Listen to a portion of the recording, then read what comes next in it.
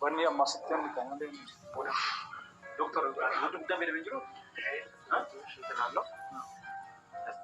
انت من انت قدام عين رايت النسال شيء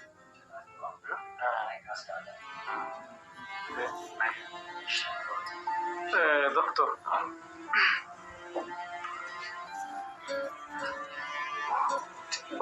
باي تيجي استنفاس يا ليش ده مالو كان شكرا زيغان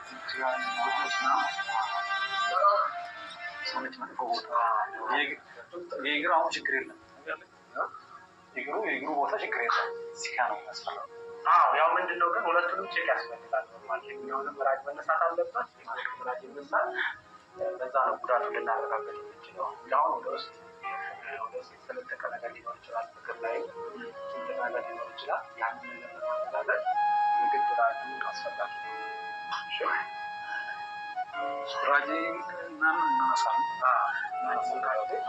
ራጂን ካስማ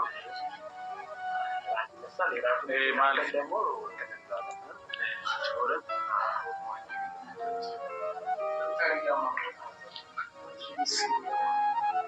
muy buena tuna no zero estamos hecho una crida muy chulo raji खाते वाले मक्के को भी लेना में लाला कोर्स राशि आई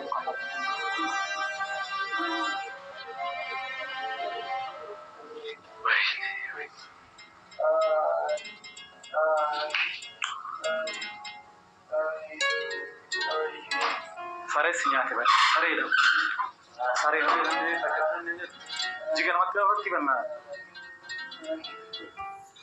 mana salah, Oshe, Oshe mana? Oshe, Audi. Okay, ganti.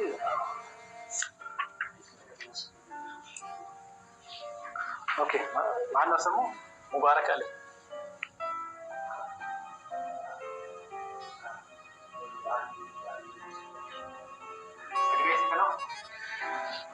Semua mubarak.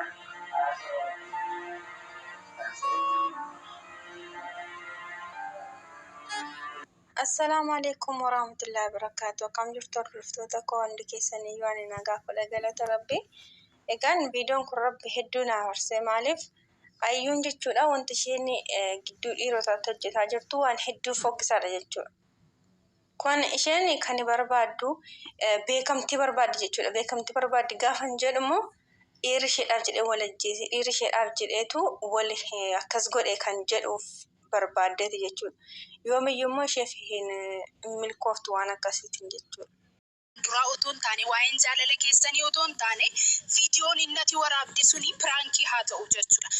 Dhugaa inni piraankii akka ta'uuf hin eegna. Garuu namticha yoonii jedhan kana durugaa jireenya keessan keessaa basa. Waan hundumaafiyyuu gargar ba'uu keessaniifis haa ta'u wantoota addaa garaatu walakkaa keessan lolli keessan torbee tokko miti guyyaa 3-4 darbeen beeku jechuudha. Sadarkaa kana akka ga'uu fi abikuun harka akka seensisa fittuu fi gahee guddaaf isaan gafaa kan taphate yoonidha jechuudha. Namticha kana durugaa jireenya keessan keessaa baasa. Ofiin ta'u namaafillee ta'u jechuudha. Kanaafiyyuu mee isa jireenya keessan keessaa baasa ji'a tokkoof yaalaa jechuudha. Gargar fagaattaniillee jechuudha. Gargar fagaachuu keessan keessa jira, walitti dhufuu keessan keessa jira. Kanaafidha jechuudha. Namticha kana baasaa jireenya kana keessan keessa ofiif hin ta'uun isiniifillee ta'u jechuudha. Soolee jaallachuu dandeessa.